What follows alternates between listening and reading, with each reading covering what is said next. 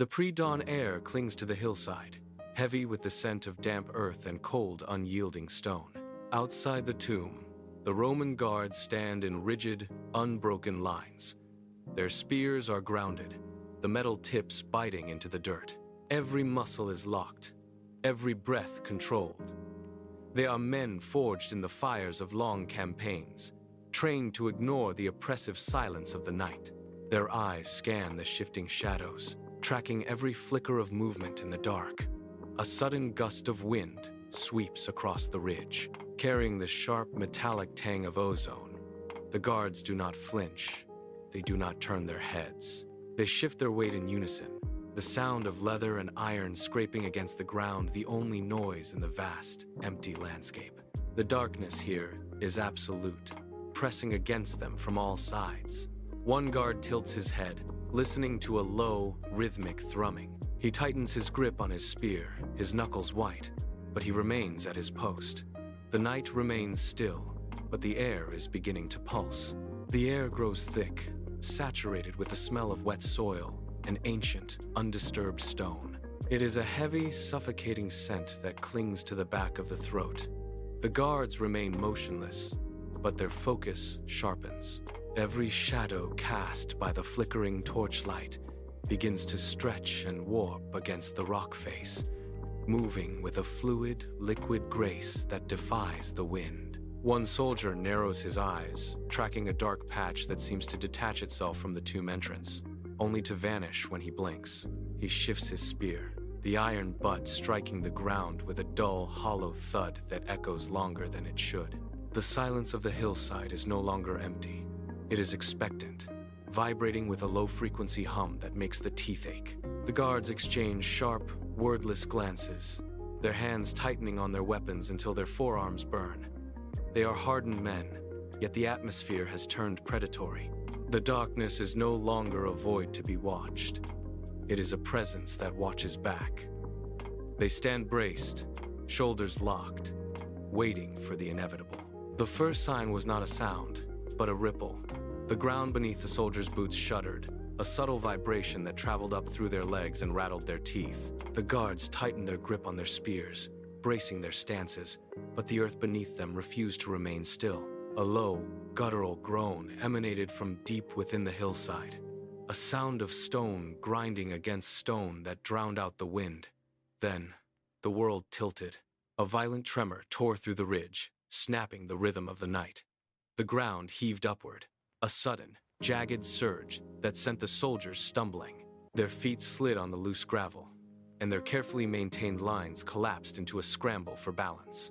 One guard dropped his spear, his hands clawing at the air. Another slammed his shoulder into the rock face, trying to find purchase where there was none. The earth bucked again, harder this time, throwing them off their feet. The rigid discipline that had defined their watch for hours vanished in a single devastating second. They were no longer masters of the ground they stood upon. The hillside groaned once more, a deep, resonant crack echoing through the valley, as the very foundation of the tomb began to shift and buckle. The grinding noise intensified, a screech of rock against rock that set the air itself vibrating. The massive stone seal, which had remained immovable for days, began to slide. It did not roll, it was shoved. An unseen force pressed against the inner face of the slab, forcing it to bite into the surrounding bedrock. Dust and pulverized limestone sprayed outward as the stone groaned, resisting, then yielding. It shifted inches, then feet, carving a deep, jagged groove into the earth.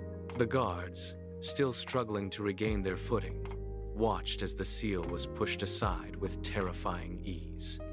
Just as the opening widened, the sky above the tomb split open. A blinding flash of white light erupted from the heavens, descending like a physical weight. It was not a flicker. It was a constant, searing glare that turned the pre-dawn darkness into an impossible midday intensity. The light poured into the opening, washing over the tomb entrance and bleaching the color from the surrounding landscape. The shadows were instantly erased, replaced by a brilliance that felt solid against the skin. The air hummed with a high-pitched frequency, and the light continued to expand, flooding the hillside until every pebble and blade of grass stood out in sharp, painful relief. The tomb was no longer a sealed grave. It was a gateway, and the light was the first herald of what lay beyond. From the heart of the searing glare, a figure materialized. The angel descended, his presence vibrating with such raw intensity that the air itself seemed to ripple. He did not touch the ground.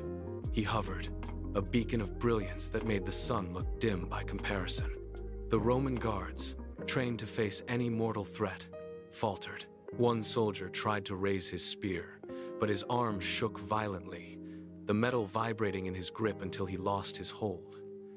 The weapon clattered against the stone, a hollow sound swallowed by the hum of the light. Another guard reached for his side, his fingers fumbling, but his strength evaporated as the radiance washed over him. Their knees buckled in unison, a rhythmic thudding of iron and bone hitting the hard earth. The pride of the empire, the rigid lines, the unwavering watch, all of it dissolved into frantic primal terror. They did not just fall. They collapsed, their bodies folding inward as if crushed by an invisible weight. They pressed their faces into the dirt, desperate to hide from the sight that burned through their eyelids. Their military discipline was gone, replaced by a total, paralyzing helplessness.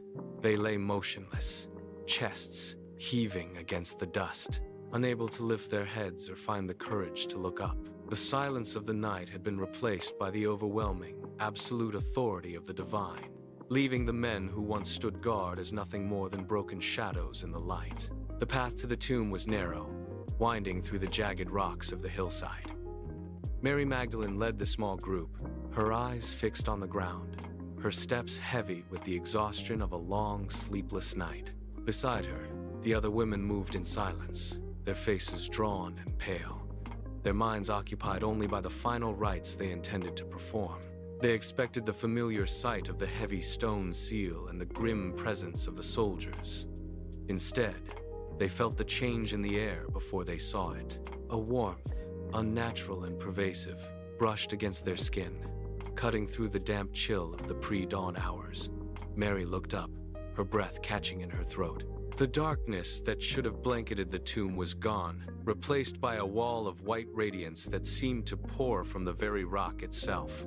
They slowed, then stopped, dead in their tracks. The intensity of the light was absolute, a physical barrier that forced them to raise their hands to shield their eyes. The women stood frozen, their grief momentarily eclipsed by a sudden, sharp shock. They were standing at the threshold of something that defied every law of the earth. The angel shifted his stance, the light around him pulsing in rhythm with his movement. He turned toward the women, his expression devoid of the judgment or fury they might have expected. His face was calm, a stark, quiet anchor in the middle of the hillside's upheaval. The women braced themselves, their shoulders hunched, their breath coming in shallow, jagged gasps. Then, he spoke. The sound did not come from a throat. It seemed to emanate from the very air, vibrating against their skin and cutting through the high-pitched ringing. Do not be afraid. The command was simple, yet it carried a weight that forced their hands to drop from their faces. He raised a hand, gesturing toward the dark, gaping void where the heavy stone had once blocked the entrance.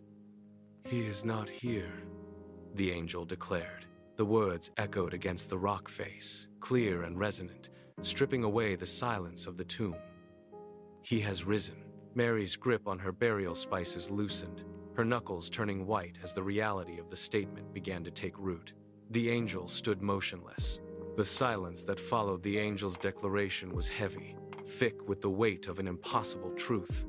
Mary Magdalene took a single, tentative step forward. Her boots crunched on the loose gravel, the sound unnaturally loud in the stillness. Beside her, the other women followed, their movements hesitant, as if they were walking into a dream. They reached the threshold of the tomb and paused. The interior was no longer a place of shadow. The light radiating from the angel spilled into the chamber, illuminating every corner with clinical precision. They looked down at the stone slab. The burial linens were there, but they were not wrapped around a body. The shroud lay collapsed, the folds undisturbed, the cloth empty. Mary leaned closer, her eyes tracing the shape of the linens. She saw the indentation where a head had rested, now hollow and vacant. She reached out, her fingers hovering inches above the fabric, feeling the residual stillness of the space. There was no scent of decay, only the faint, clean smell of linen and dry stone. The confusion that had clouded their minds began to dissolve, replaced by a sharp, piercing clarity. The burial cloths were not stolen, they were abandoned. The angel did not move. He remained at the threshold, a pillar of brilliance that kept the tomb bathed in light. Behind him, the Roman guard stayed exactly where they had fallen. They were pressed flat against the earth, their hands shielding their faces, their bodies rigid with a terror that refused to break. They were men of iron, yet they lay defeated by a glory they lacked the capacity to comprehend. They did not look up.